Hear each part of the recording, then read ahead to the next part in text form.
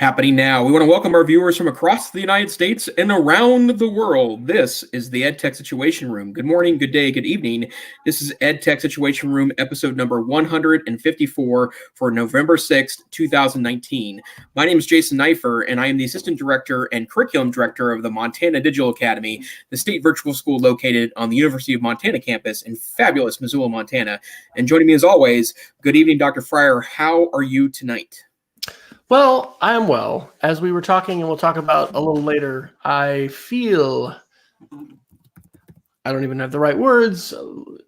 I feel very off balance and, like a fool with regard to security stuff. Not because I have been hacked or we've had something traumatic happen, but I've actually been following your advice and, doing what I think all good listeners of the EdTech Situation Room will be doing right now in terms of auditing their password policies. And so anyway, we can talk more about that. But I'm doing well, and just a little bit sad. We've got another 2 nights with our French exchange student who's been with us, and that has been a great thing. So are you all in the throes of winter, as it were, or is fall continuing there in Missoula? We got a little fall reprieve here. So as it turns out, we did have 2 early kind of snow drops, one at the beginning of October and one at the end of October. And October is kind of a hit or miss month for us. We can oftentimes have an early winter here, but this week the highs are in the mid-50s, which is a nice reprieve from the snow of a couple weeks back. We did get close to 0 about a week and a half ago. But it's nice. And I have to say, Missoula is in a valley. We get a lot of inversion here. And so fog and smog and nasty can set into here. But as I think I've mentioned in some episodes past, we've been placed in new offices at the University of Montana in a newly constructed wing. And we have beautiful windows that look right onto the center of campus. And so when the sun is out, it's likely shining in our windows. And I've been taking every advantage of sticking my face in the sun. My face is in a laptop, but I'm sitting in the beam of the sun at work. So we try to get as much sun here as possible. But I don't think we're here to talk about the weather, Wes. What is the EdTech Situation Room? Well, we are here to talk about the past week's technology news through an educational lens. And we have, as always, compiled a series of articles that you can find at edtechsr.com/links. And those will be the topic of tonight's conversation.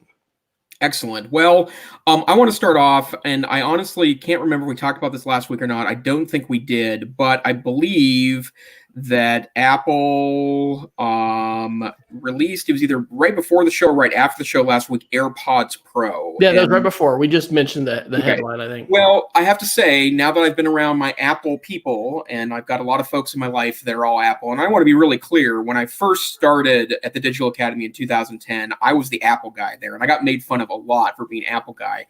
And eventually I moved over to Android, and now I'm Chrome OS Android guy, but now everyone else in the office is super into Apple. But both my boss and my colleague Mike have iPhones, and Mike, who has resisted the AirPods thing, is all in on a pair of AirPods Pro. And as it turns out, the AirPod Pro is tempting a lot of my Apple fan friends that are out there. So I guess I need to start with, Wes, have you jumped on any particular wireless solutions yet? And are the AirPods in any way tempting to you?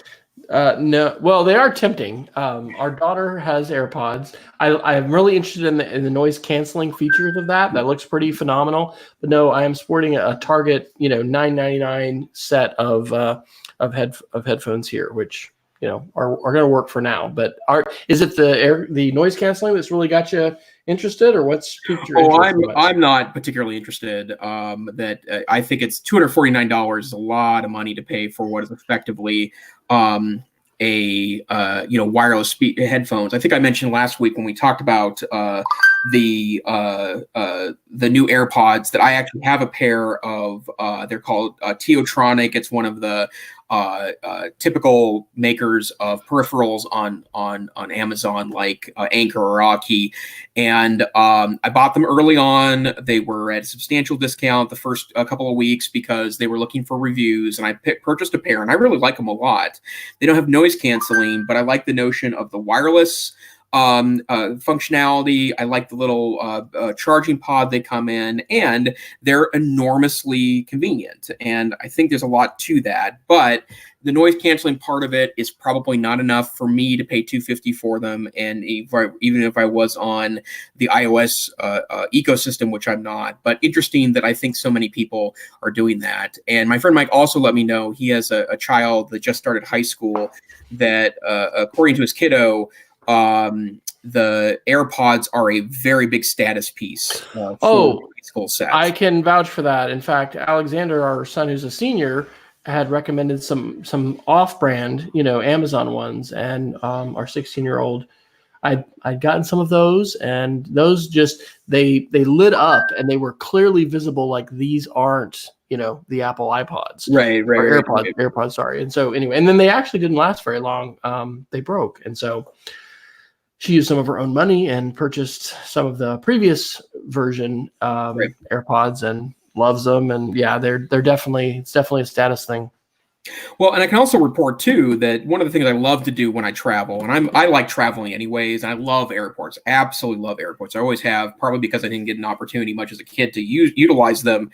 But one of the things I like to look out in airports is to look out for tech, right? Like to see what people are using, see what people are carrying around, what laptops business people are carrying, what casual tech people are carrying. And I got to say, I don't spot a ton of wireless pods, even the ones with the wires on them that kind of go around the back of the neck. I don't spot a ton of those, but this last trip I made to Seattle a couple of weeks ago, tons of AirPods. And so, that's a barometer for me on the tech. And I got to say, Apple, for better or for worse, or whatever it's doing market-wise in the tablet, phone, and laptop, desktop space, they are killing it in peripherals. And, we've talked about the watch piece a number of times in the past, that the Apple Watch is just dominating Wear OS. And I would say that Google and Microsoft both have wireless earpieces, although the Microsoft ones we haven't talked about in the podcast, but Microsoft released their own version of those. But to be frank, they're bizarre. They're big. They kind of look like, you've probably seen folks that have the kind of ear plug, the big things that when you pierce your ear and have a big plug thing in it that kind of extends out your lobe. They kind of look like that, but something stuck in your ear, which I think is kind of bizarre. And then also the ones I saw pictures of were orange, and Microsoft was excited because, you can also, this was weird, also you can put together like PowerPoint slides. You can use the ear thing to go on slides. It's like, I don't really want to be the guy that's like trying to get his slides going by tapping on his ear. I think Apple's dominating the space. Well, and let me say one other thing as a pro, watch user, because I can, and it's just kind of geeky. Maybe a month or so ago, I went ahead and figured out how to use my Apple Watch as a remote control. And so I don't use it that much. I'm on my laptop doing demo stuff for students via Apple TV in my classroom. But on Sundays, I'm teaching a Sunday school class, and it is just really awesome because I like to have a remote control, and I'm using a television to just sit there with my phone and advance. So my workflow for that, I think I posted about it. I still use Google Slides because I love to share my content via Google, but I download my Google Slides as a PowerPoint, throw it into Keynote. I have to check a little bit because with fonts and some of the slides where I've got a lot of different objects, sometimes I got to move stuff around, or I just delete the slide and download a JPEG version from Google Slides and put it in. And then I'll download the videos and I'll actually put them in Keynote, because then there's no buffering. I don't even have to be on the internet. It's literally just all there. But you do have to have your Apple Watch and an Apple iPhone and an Apple laptop in order for that solution to work. I did try with Google Slides. There's the only one I found, and this was a year or so ago. There's a website, and you would go to that web page, and then it was a tie-in. I think it was an extension or an add-on for Google Slides. And so it kind of worked, but it wasn't super responsive. and it was just easier to use a plug-in, Right. remote control. This is the Dino stick that we've been, using at work. You have to remember you're digging a hole going down to go forward, but it's got the laser pointer and whatever. I'm a fan of just simple, left and right, up and down, not a really complex remote control. So anyway, I could be using something like that, but geek factor. I don't know. I'm enjoying my Apple Watch, so I still think you should give it a shot. But Yeah, well, and I got to say, and I'll mention it again, I'm really hopeful that now that Google has purchased Fitbit, that they will take medical analytics more seriously. It feels like it's a really unique opportunity for Google to correct some wrongs in Wear OS, where they fell dramatically behind by not kind of keeping up with some of the interesting technical pieces there. But the Apple Watch remains a very interesting prospect to me entirely because of the health stuff. Yep, definitely.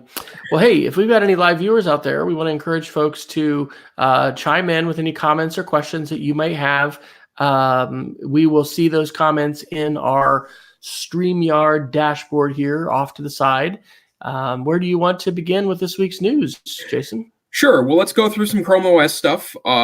Several interesting bits here. Probably the big headline is that, and this has been reported in a number of media areas, including our good friends at 9 to 5 Google. But Google announced last week that over 100 Chromebook models will receive one more year of updates beyond what was already scheduled. And as it turns out, I went and looked at, and I do own a variety of Chrome OS devices. Every single device I own that has not already been end of life had a year added to it. And that's an extraordinarily piece of good news.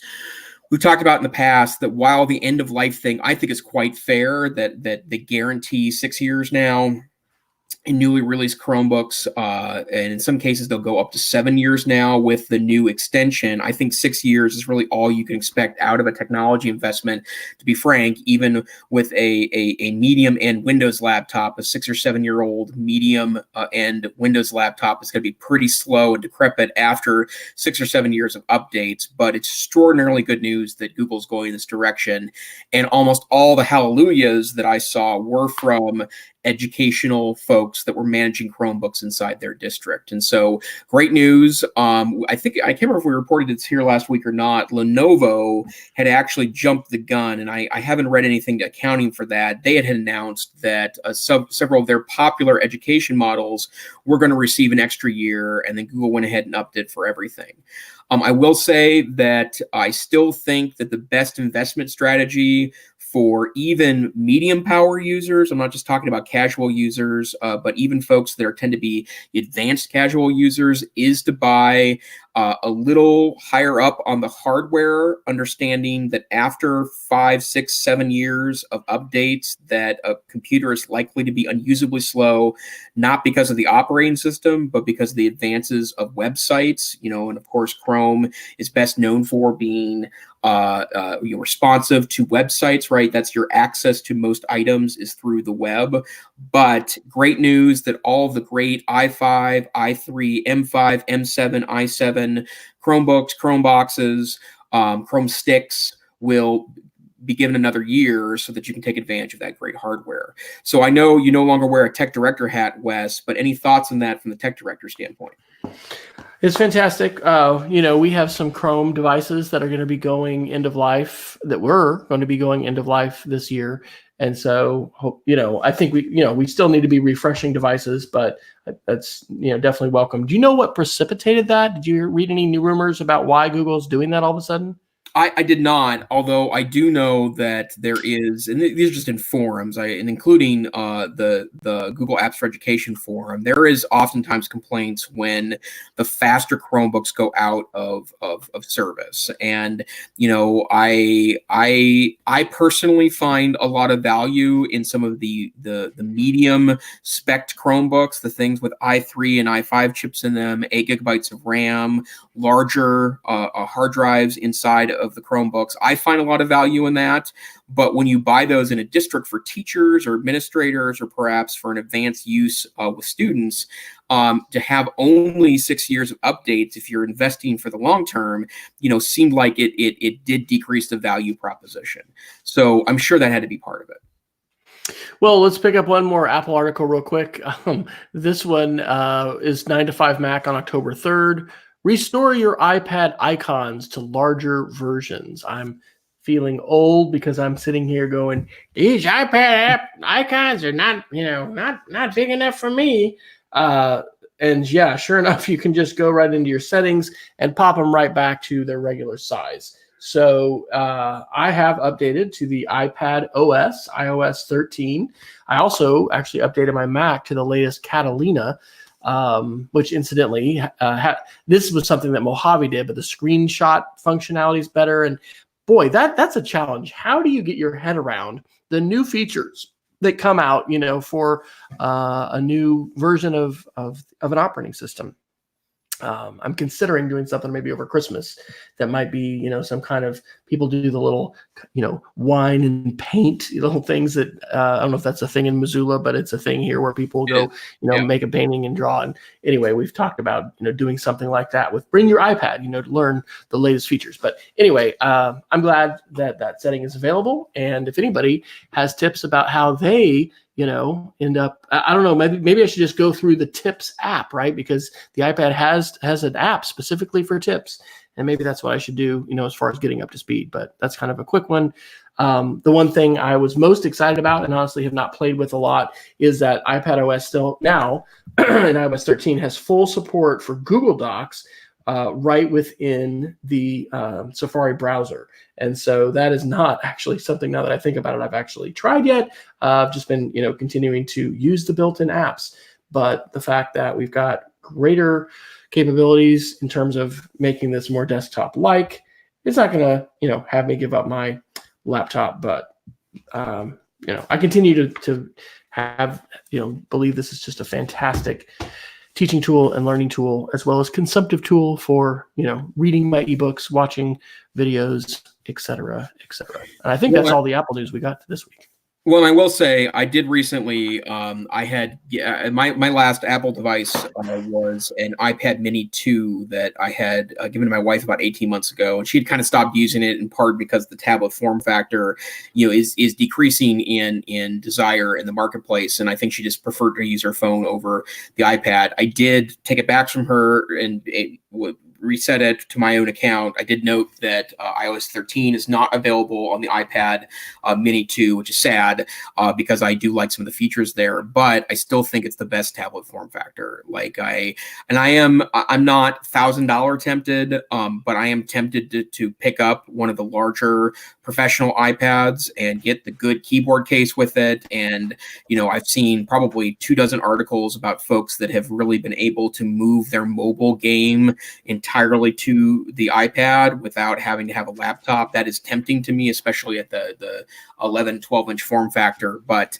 it remains a stunningly good form factor. So, okay, a couple other quick Google things. We can go through these pretty quickly. First, an interesting stat from Chrome Unbox on October 31st. Chromebook sales are continuing to boom. A lot of notes in the media in the last week about how non-education customers are starting to pick up on this. I know that personally, I am looking at updates for my parents' laptops, and I'm probably going to go with Chromebooks for both of them, Chromebooks and iPads, actually, as my strategy there. But the more interesting stat there was that Android app usage is up 300% year over year. And what is interesting to me about that is that I was just thrilled when Android apps were brought to the Chrome OS architecture. I love my Android phone. The App Store is amazing. There are hundreds of thousands of great apps on there. The 2 or 3 million or 4 million or however many they're advertising now, the vast majority of those aren't very good, but the good apps are great. And if you dig a little, you can oftentimes find great stuff. And I thought that was going to be a really great way to provide some extensibility to my Chrome OS device. And to be honest, I don't use any Android apps ever. And I am on a Chromebook almost 100% of the time. I use a Chromebox at work. I use a Chromebook mobilely. And tonight I'm joining via a Chromebook at home. And I never, ever, ever, ever use Android apps. And so I am curious about that fact. And I wonder if there's an increase there will be more attention from app developers to make their apps Chrome OS friendly. And I will say, I do like, for example, Microsoft's Office apps on Chrome look really great. They are very functional. They work really well. But in the end, I can use Office 365 on the web, and that's as good or better and tends to have a little less wonkiness. And so I am curious now that Android apps are a bigger part of this architecture, if that will make a big difference in regards to developers developing towards that platform. So I have to ask Wes, in context of you as a former tech director and someone that works in an institution with Chromebooks, was there ever any great implementation of any Android apps educationally in your institution? Not to my knowledge. I was excited about it as well, thinking this is gonna, be beneficial. And I don't think we had much going on. I'm actually going to be in the process this year of doing an audit of some of what we're doing, with our Chromebooks. And I don't. In fact, I'm looking for a framework in terms of like. I'm gonna cough here for a second. Hang on a second. Sorry about that. Bad radio. I'm going to do an audit of as far as trying to do some kind of categorization about the different ways that technology is being integrated, and just kind of where do things fall as far as the ways teachers are using the tools. And so we've got a lot of things like in our labs when teachers will take students there to be able to do things, but I'm not sure. Didn't get those kinds of requests. Now for faculty, we've certainly got a host of other kinds of apps and websites and things like that people are doing, but I don't think that the migration of functionality, and that's not the right way to say it, but the ways in which the web has matured and things just run inside the browser and there's so much that you can do there. I think that's pretty much where we live in terms of our learning and working. So, right. Hey, Peggy's there. Hello, Peggy. Glad to have you with us. And then one other quick article, we mentioned this probably half dozen times before at my insistence, but Chrome OS 78 was released today. I noticed my Chrome box received it right away this morning, and it is the final implementation of virtual desktops. There's an excellent article from Chrome Unboxed today that talks about some extra steps you want to take to kind of create some Jedi tricks for yourself to be able to manage virtual desktops. And then one other curiosity that I read just briefly earlier today when I was putting together links that I thought was super interesting. Chrome Unboxed a link to a video of some drop and torture tests of Chrome OS devices. And the video noted they used a scoring system to decide what was the most tough Chrome device, and I was quite surprised to find out that the Pixelbook, which is Google's excellent model, 2017 model, which is still available, by the way. That the newest Chrome OS device from Google happens to be a more traditional laptop, but this is the Pixelbook, which is a 4-in-1, right? So it flips around into a tablet mode, and you get an opportunity to utilize different pieces. This somehow, even though it's made of thin aluminum and glass, and by every feel of it, it's a great feeling device, but it feels fragile, right? I mean, this is glass right here, right? It's got a lot of materials on it that are breakable. It scored highest in the stress tests, the torture tests of the video that they show on that site. So I have a hard time believing that, but wow, that was super interesting to me. And one thing that I have kind of disliked about the direction of thinner and smaller and more fragile materials is that, I use my devices, right? I carry them in bags. They get thrown around in protected sleeves, but thrown around. And it's interesting to know that in that particular case, the hardiest hardware platform was the Pixelbook, which is made of thin aluminum and glass. Awesome. Well, hey, let's skip down to some security articles, if that's all right. Sure. One of the ones that just really kind of blew my mind this week is from Forbes. This was November 3rd. Chinese hackers just gave us all a reason to stop sending SMS messages. And we reported on the show perhaps a couple weeks ago for the first time. We might have mentioned it again last week that there's a new standard for text messages that is being adopted. It's going to make text messages, everyone thinks, across all platforms and all carriers more like iMessage with a greater number of usable characters and some more function. but there's still not any encryption. And what this Forbes article basically reveals, remember when Edward Snowden came out with the leaks, and there were these different taps basically that the National Security Agency of the United States has put on the main pipes that have internet content coming in and out of the United States. And they're basically ingesting every bit of content and then being able to, read the mail. That is what this is basically saying. Some Chinese entities, which I guess they're probably state sponsored, are doing with text messages. And so we just shouldn't assume that anything we are putting into an unencrypted messaging platform, and that includes text messaging, isn't being entirely archived by some, kind of user that may or may not, that probably has a malicious intent. The entire thing could be put on the dark web. I mean, never put a password into a text message. If you're going to verify something, like let's say you're going to send your tax information to your accountant, of course you never put the key to unlock that in the same message. And you really shouldn't even email that key at all. If you're going to send an encrypted file, you want to call the person on the phone and tell them, or tell their assistant or whatever, here's what the password is. Don't send that through a text message. So anyway, it's a wake-up call. And I think probably like a lot of privacy issues, most people out there are saying, hey, I'm not a criminal. I'm not doing things that are wrong. Why should I care? But when you think about the complete record of every text message you've sent to anyone being in the hands of someone who just might want to sell your information or use that information to harm you or other people that I really think we are asleep at the wheel when it comes to this, and that was an eye opener. So have you transitioned to any other kind of messaging platform, Jason, a secure messaging platform, or are you happy with text messaging at this point? I'm pretty much text messaging too, and I use it for a serious amount of my two-factor authentication too. And I really want to move more towards the apps that do that, right? Or maybe one of the so-called RSA keys that would allow me another piece of that.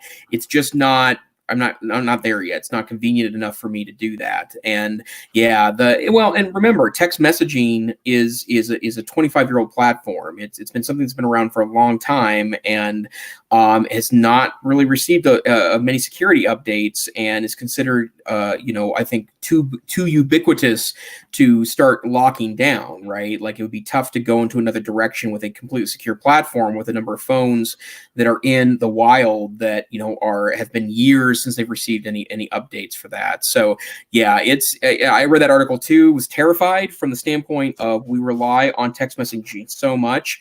I also know there's a lot of platforms on earth that utilize text messaging, that they'll buy cheap SIM cards that only get text messaging to do things like issue commands to major mechanical pieces too. And I don't believe that was mentioned in that article, but there's a ton of things that are sent out data wise over text messaging, because it's a cheap ubiquitous platform that would introduce all sorts of scary security things. So yeah, very interesting word of the wise. And I also don't know of an easy alternative, which is part of the reason why I haven't moved in that direction. Sure. Well, and that's the thing, right? Security makes you go through more hoops. I mean, that's the thing. Yeah. I've talked to people, because sometimes I'm pulled in when somebody has an iPhone or iPad password reset issue, and usually by the time I would get called, there'd be a lot of frustration, and it doesn't really help people at that time feel better to say, if this was easy, it wouldn't be secure. But yes, it's always going to introduce more hoops and some more inconveniences. So on that note, let me also pick up another security article. This one is entitled "The Best Way to Tackle the LastPass Security Challenge."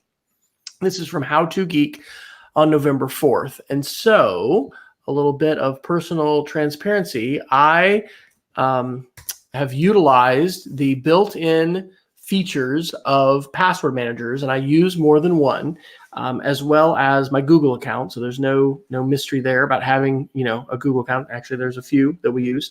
We use that at school too. And all of these tools today have basically a checkup feature. It's called different things on different platforms. But what these do is they go through every password that you have that has been saved, compare it to a public database that has been compiled by security researchers, and tell you which of these have been breached. They're on the dark web right now, and how many of them have you repeated, and how many of these are weak.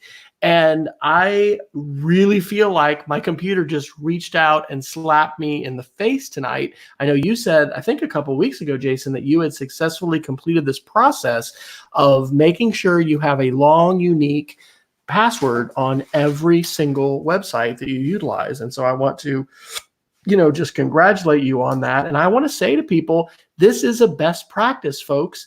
The number of security breaches, we are just not going to see a change in, oh, this company got breached. Oh, these passwords are out there. I mean, there's just so much being done online, and in general, so many different password, policies and procedures of companies, of apps, of individuals are just terrible. And we haven't had facial recognition, Touch ID, the biometrics.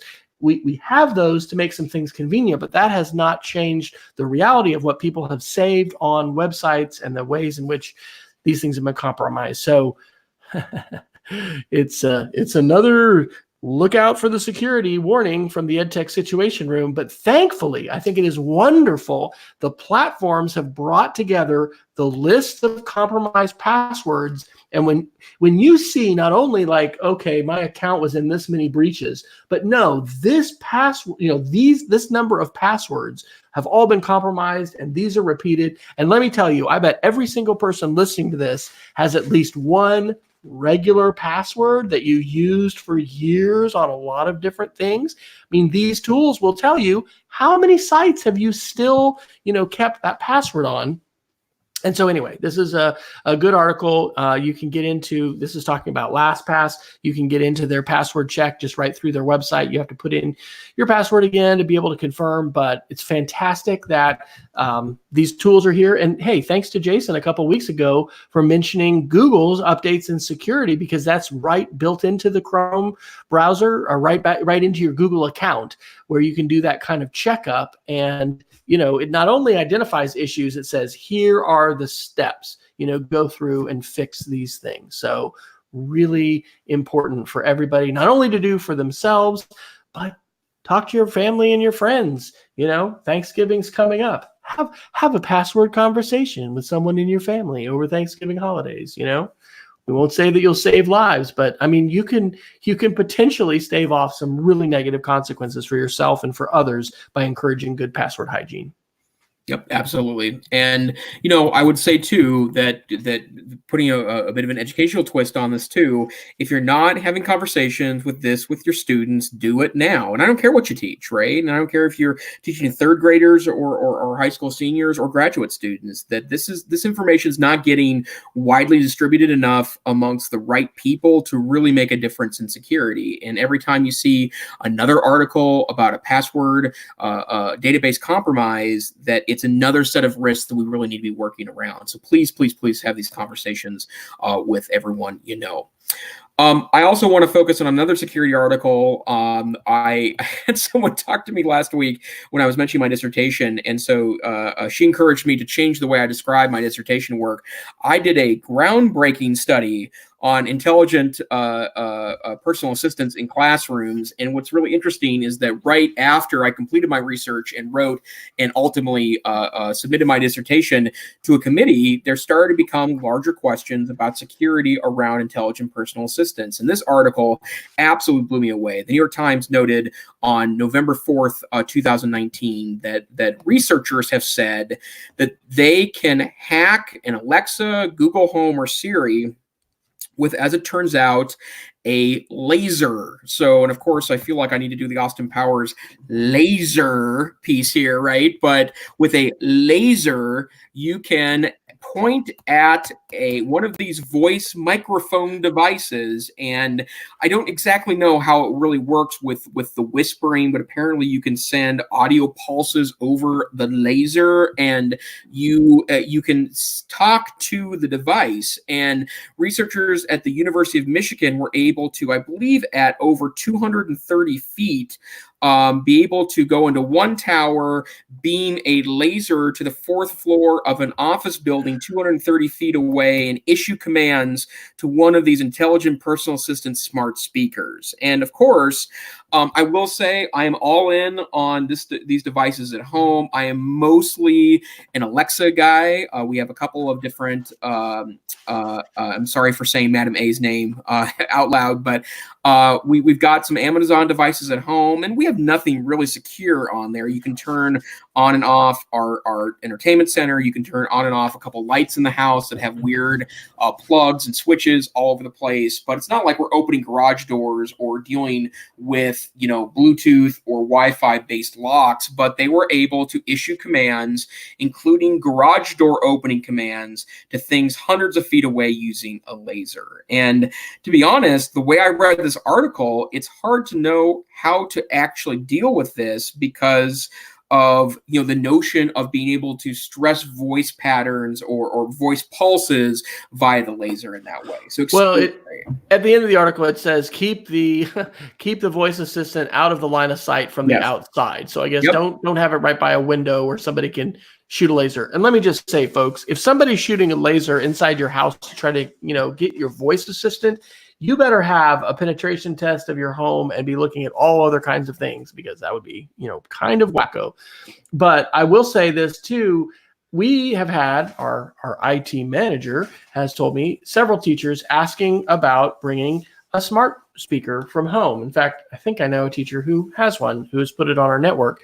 I have not done that. I've wanted to do that. I definitely think this is part of living in the future. In fact, I don't know when I'll pull this off. There's an upcoming conference. I've thought about trying to squeeze it in. Like the topic of the talk is like how to live in the future today. Talking about using Twitter, using podcasts to learn, and then smart assistants. I just every morning in the shower, I'm just using my voice to say what song I'd like to hear. It's great. But if you're going to put something in your classroom, I certainly think you should not connect any of your regular accounts to that smart device, right? Because let's just say you leave the smart speaker in the classroom. If it's connected to your personal Gmail, your school Gmail, there's a lot of commands that people can issue. And I mean, it's going to be a stretch. I doubt there's anybody who's, had their home unlocked because the custodian has said something into the smart speaker that they left in their room. But these kinds of these smart speakers and smart assistants they're getting more and more power. And so I do think it's wise to be wary. I'm not as concerned about privacy of students, as I am. I mean, I don't know. Can you have it read your mail? I know you can have it tell you what's on your calendar.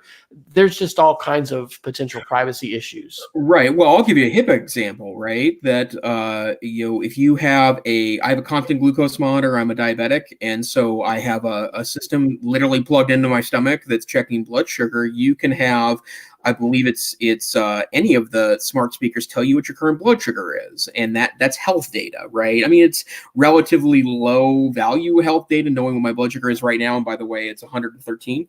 It's relatively low value health data, but I think it exposes a lot of risk there. And if you have anything that's like reading email, which I know a couple of the experimental skills is what they call them on the Amazon Miss A environment is skills, right? And that does expose things. I think I've mentioned this in the past, but I sat through a pitch from a startup a couple of years ago that wanted student data to be accessible via a smart speaker. And it rang so many FERPA bells for me that it was hard to sit through the whole pitch without kind of shuddering a little bit. But yeah, to be honest, I get it. And I have to say, I think there's some potential in intelligent personal assistants, maybe more in individual devices than in smart speakers, but I would not put an Apple speaker or a Google Home or an Alexa in classroom at this point. I just think there's too many question marks. And more importantly, none of these devices, none of them are keeping up on security updates. And in fact, there is a great article from The Verge today, after 5 years of Amazon's Miss A, why isn't it better? Talking about how kind of slow the development's been, and they're not that much more functional, and that a lot of it's really pedestrian. I think that works against putting them in a classroom too, because if they're pedestrian and they can access data in a clumsy way, I don't think I want it sitting in my classroom ready to ask stuff. That doesn't mean you can't have it on a smartphone. It doesn't mean you can't have it on a tablet. All of the intelligent personal assistants work via those devices. But the smart speakers, I mean, they're great and they're handy. I just don't think they're privacy driven yet. So let's pick up a related article to that in terms of privacy. This is Lifehacker on Monday, November 4th. How to automatically delete your Google data and why you should, by Brendan Hess. You know, I actually don't agree with all of this. I continue to love the way just the recommendation engine within YouTube, you know, is just helping me discover content that's fantastic that I'm using to, you know, teach with and to share. You know, this is pointing out, as we've said before in the show, Google gives us some great access to web history, app history, you know, search history. Here, this is interesting. I have actually shown my students this year incognito mode. Some schools will have that turned off completely. But, you know, I have a student who really likes Fender guitars. And we were talking about tracking and ads and how all those work. And he piped up with, oh, yeah, he sees these, you know, ads all the time. I put in a search for something the other day on YouTube. And then I was like, oh, shoot, I shouldn't have done that on my profile, right? Because as soon as you are doing a search on your profile for something, that is, you know, saved as data that informs the engine, hey, you know, Wes is interested in this kind of a thing. And so as we want students to become more media literate and more aware of the ways that the web works, the ways that they are tracked, and that we all are tracked, and then what we do to basically assert some agency and ownership over our personal information, I think this article by Lifehacker is worth considering. Maybe, I mean, hey, let us know. Give us a shout out if you totally agree with this and think, you know, we should all be deleting our Google data. You can also have it periodically do that. Like you can set up a schedule for that. So I'm not saying I agree with this article, but I definitely think the topic is a great one. Where are you, Jason, with thinking about deleting Google data? And does the type of data, because location data is in there too, right? Everywhere you've been. So where are you with that? No. See, this is one of those things that, I mean, you know, as much as I want to be an informed consumer and I want to help teachers and students also be informed consumers, I have what is probably inappropriate faith that Google is going to do right by me, right? Like, I get that they're using it to target advertising, and I also do utilize incognito windows quite a bit, and I applaud your school for not turning off incognito mode, right? That was my decision as tech director. So yeah, so someone made the great decision there for that piece. It's a great part of strategy, because there are times when I want to shop for something, and I'm not talking about like it's so easy to assume that people are talking about things that you are embarrassed about. It's not true at all. It's things that you just don't want to be reminded of all the time, right? Like if I'm searching for health information, or medications or health apparatus, which is a word I might have just made up, or other pieces that I'm interested in, I don't necessarily want all my advertising to move in that direction, right? Like I've noticed, for example, that it's been less so in the last year or so. I've mentioned in the past in the podcast, I had a kidney transplant in 2015.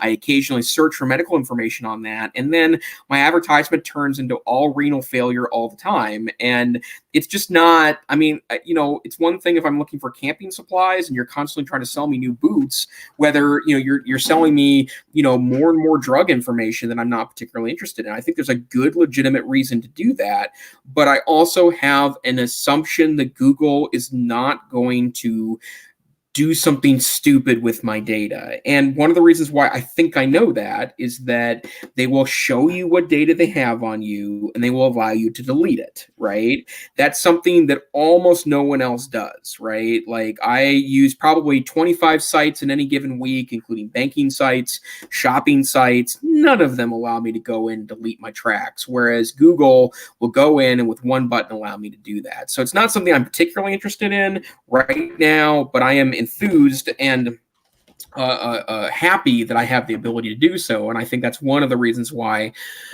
I continue to trust Google with my data. So Peggy's asking some good questions here in the chat about incognito. So yes, if you do a search in incognito mode, a search is not saved onto your profile because you haven't logged into a Google account where that's being saved to. She asked if it's easy to go incognito. Yeah, it is in different browsers. Firefox actually has a whole browser that's called Firefox Focus. And this is interesting and important conversations, right? Because as soon as we start talking about not having footprints recorded, we start wondering, why are we doing this? And are there legitimate reasons for doing it? There absolutely are legitimate reasons for not wanting, something saved onto your Chrome profile, or whatever, the profile that you have on a different device or whatever. So when you open up Safari on your device and you tap on the bottom right corner where you're going to be tapping on the tabs. Once you tap that, there's a little icon here in the left called private, and then you're in private browsing mode. That would be in Safari, but you can do that in your other browsers as well. And I mean, this is a really basic thing about how the web works, right?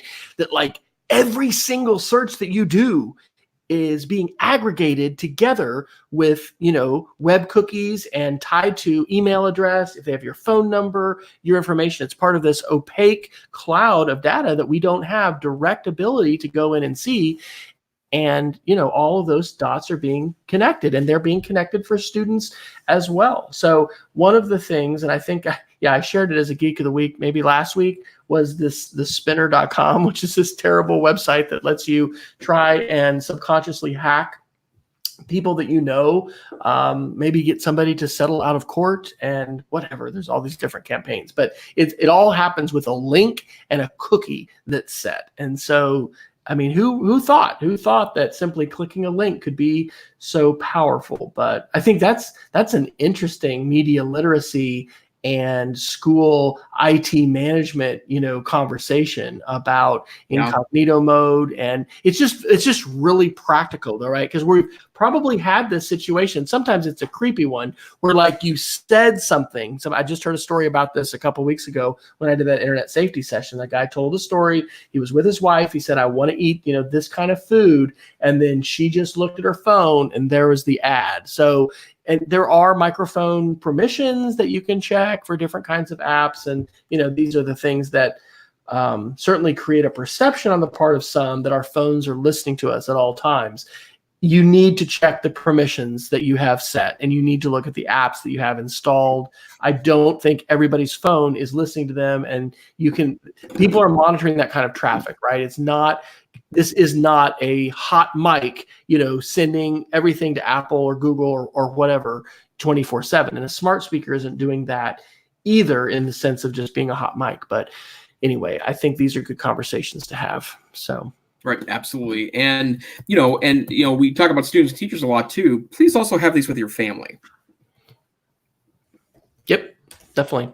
Okay, well, we are near the top of the hour. Let me take a quick look here to see if there's anything else that I want to make sure gets covered this week. Pick up some quick ones. Let's do just like a couple bounce back. Sure. Great New York Times article on November 3rd that talks about the rise of TikTok, which was an American-created app that was eventually picked up by a Chinese company. And now Silicon Valley, actually, there's two groups that are firing up about this. TikTok has become a common a discussion topic in Congress, and there is some talk about, with how TikTok has really taken over and become a really a popular app across the architecture of teens and 20-somethings, that there's some talk about regulation of the app. But more importantly, that article talks about a lot of things that Silicon Valley, big tech, is doing to try to be competitive with TikTok and try to create an alternative to that, because it's starting to steal business away from old-fashioned apps like Instagram and Facebook. And there is a security inquiry, I think, that some lawmakers are trying to launch against TikTok. We may have had that in the show last week. Hey, this is pretty good. AT&T fined $60 million for throttling unlimited data plans. This is from The Verge on November 5th. I worked for AT&T for 2 years. Why on earth am I saying it's good? It's because I was part of that group. And the article indicates that you don't have to file to be part of that class action lawsuit or whatever. If you were a customer during that time, AT&T is supposed to send you a check. And I'm fairly passionate about this because I had some conversations with AT&T employees over tethering and what amounted to, at the time, jailbreaking my phone so that I could tether my phone. And it had to do with this promise that they had about an unlimited plan, which was not unlimited. It was not marketed in a straightforward, honest manner. And so I am glad that there is a settlement to this. And I think we should have truth in advertising, right? If it's not unlimited, then don't call it unlimited.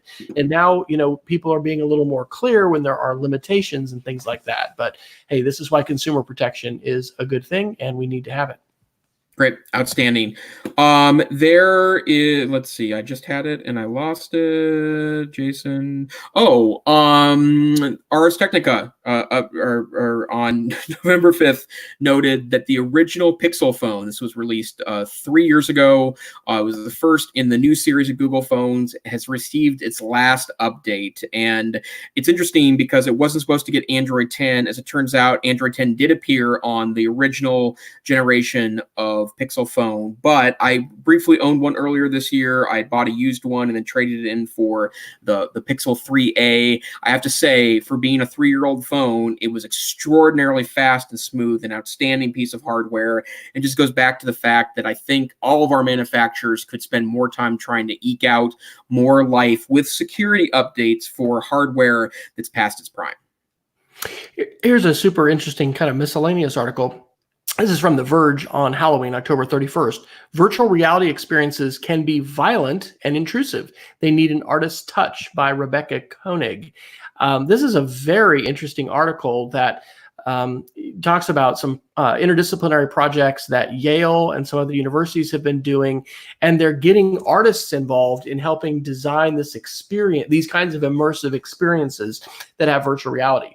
Now, I've had the experience. Pardon me. I need to get a little medicine for that cough. I've had the experience at the movie theater before, not that often, thankfully, of just like not being happy at all with where the director and the creators are taking us, and here you are sitting in the theater, you've paid this, and, they're going to take you wherever they want you to, but they're saying, virtual reality with those headsets is even more immersive. They say that you shouldn't just assume everyone's going to be excited and want to just jump right into this. And then it's really I think a call for multidisciplinary approaches, the ways in which people bring different lenses to an experience when you're going to want to have people, immersed in some kind of an environment. It's also, I think, a good example of why we need diversity and we need diverse groups collaborating on these kinds of things. So that was interesting. And, actually, I've got a VR related Geek of the Week, too, that ties to that. So we're still not at the day where VR has become this huge, the rage, but it's still coming. And this is a good perspective that I hadn't heard before. And then one last one, Adobe Max was earlier this week, and they had some great announcements of where Adobe products are going. I do want to mention one because I do think it's going to have a great educational impact. Adobe has unveiled that next year we'll release something called Photoshop Camera app, which is an application, I would assume, more on the Android side of things, although I think there are alternative camera apps you can utilize in iOS as well.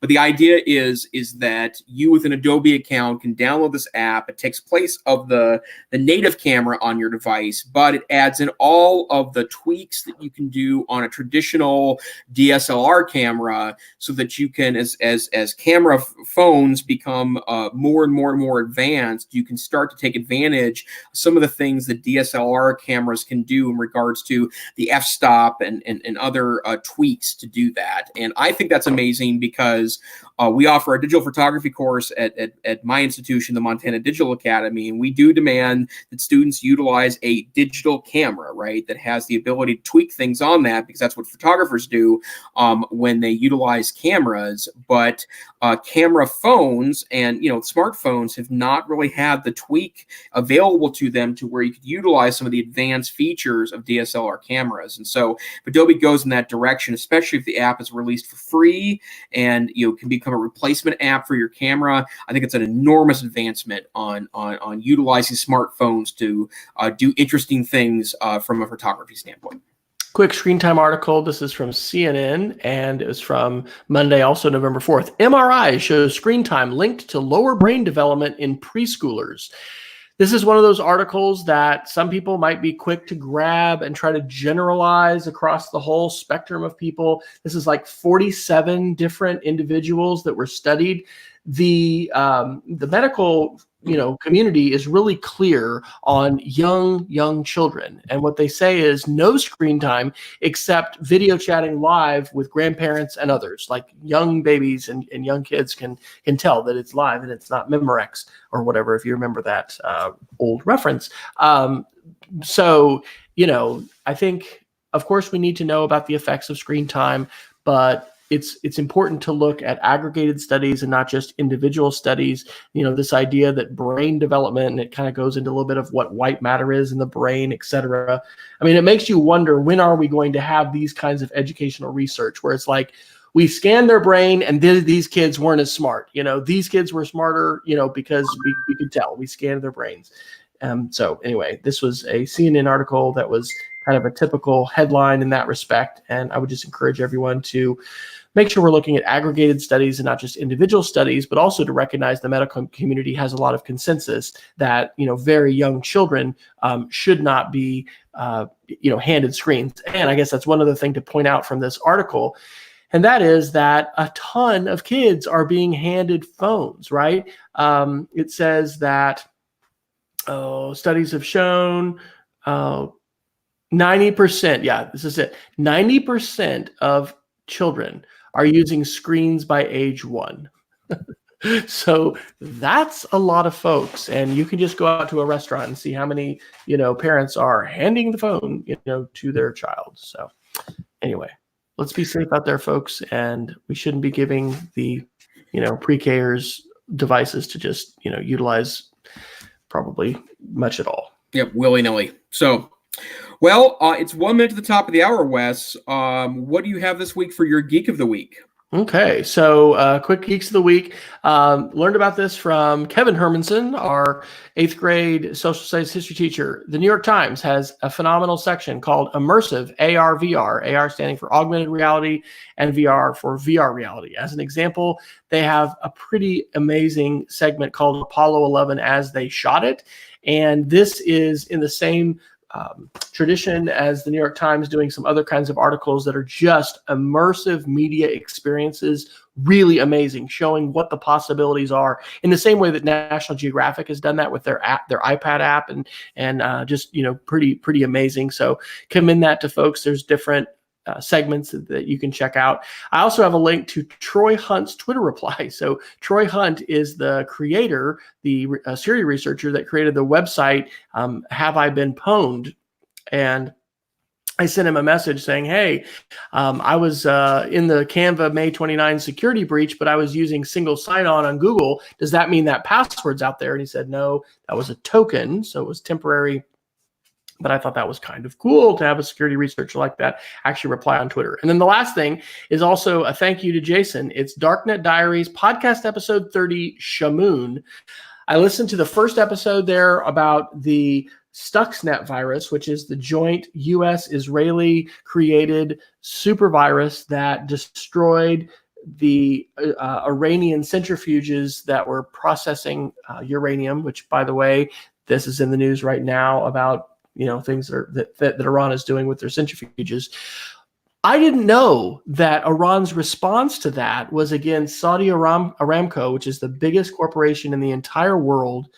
They took out something like 38,000 computers that they said if you stacked end to end would be 6 miles long. And they put a worm on these computers, which literally deleted everything on these machines. This is the most devastating hack ever in the history of the freaking planet, and I had never heard of it before. I didn't get to do it. I had my last class with half my students today, and the trimester ends tomorrow. I'm going to create a short little, Adobe Spark video, crazy hacks you may not have never heard of before. And certainly Stuxnet will be one. This will be one too. So Jason's recommended before, the Darknet Diaries. It's a podcast episode. It's phenomenal. Yeah, a great podcast, and I got to say, really compelling drive time radio too. I've listened to probably 6 episodes. It was a couple weeks back when I needed to make a 5-hour drive in each direction to a meeting here in Montana, and great stuff, and really compelling, really well done radio. So I have a quick one here that reading this article actually inspired me to maybe think about the ways I'm doing things a little differently. There's a really interesting article from, and I've lost it. Where are you at? There we are, from 10, which is on Medium on October 29th. It's a really great investigative journalist style article on Amazon Basics batteries. And it cited some things that were super interesting to me. Obviously, I don't use a ton of replaceable batteries. I will say probably the number one application for me is mice. But I used to be really into rechargeable batteries, and somehow I got out of that at some point because I'm not really sure why, and probably because of the ubiquity and cheapness of decent batteries that were available at a relatively low price. And in fact, I do utilize Amazon Basics batteries. This article goes into detail about, first, the shoddy practices that Amazon utilizes to acquire and manufacture those batteries, and then more importantly, how much energy goes into the manufacturing of a AA or AAA battery, and how it's way more than the energy it's providing for you in that device. And so after reading that article, I've been inspired to look at a sustainable way for me to go back to rechargeable batteries, and my guess is you should too. So Wes, we're at the end of our podcast. Tell me a little bit, where can the people find you on the internet? I am W. Fryer on Twitter, periodically posting on my blog, speedofcreativity.org. Every day, every other day, posting new slideshows on my school website for middle school media and digital literacy, and that is on MDTech, mdtec.cassidy.org. And I think I actually haven't put that one in the show notes, and I will add that one to the show notes this week. Great. How about you, Jason? I am Tech Savvy Teach on Twitter. I blog at the NCC Tech Savvy Teacher blog.ncc.org. I strongly encourage you, if you have not already done so, consider attending the NCC conference March 2020 in fabulous Seattle, Washington. Not only will several great presentations I'm involved with be featured there, we have a great lineup of featured speakers this year, and we're getting ready to announce a great event regarding esports, and we're going to be focusing on including a panel and some demonstrations esports. You can go to www.ncc.org. But that's not really what this whole thing is. We are the EdTech Situation Room podcast. You can find us here on Wednesday nights at 8 p.m. Mountain, 9 p.m. Central Time. Daylight savings times, totally messed up the UTC. It's like 4 or 2 or 3 a.m. UTC. In any case, if you can join us live, it's great. We tweet out over EdTechSR at EdTechSR to go to our live broadcast. We'd love to have a live studio audience. You can ask questions of us during that time. But if you can't make it live, we always have copies available wherever finer podcasts are aggregated, or you can go to our website, www.edtechsr.com. You can find show notes there with links to everything we talked about tonight, and you can download little tiny audio copies for your phone if podcasting isn't good enough. We bid you have a great week. Stay safe, stay savvy, and Dr. Fryer? We have one more question from the chat room. Peggy needs to get it in. Is this only true for Amazon Basic batteries or all batteries unless they're rechargeable? My understanding is that all batteries are upside down in regards to the energy expended to create them versus what they put out. And so there's a lot of sketchy things about the Amazon Basics batteries that article goes into some detail about, but I was surprised at the amount of disparity between the energy that goes into a battery and what you get out of it. And there you have it. So again, we encourage you to stay safe, stay savvy, and we'll see you next week on the EdTech Situation Room.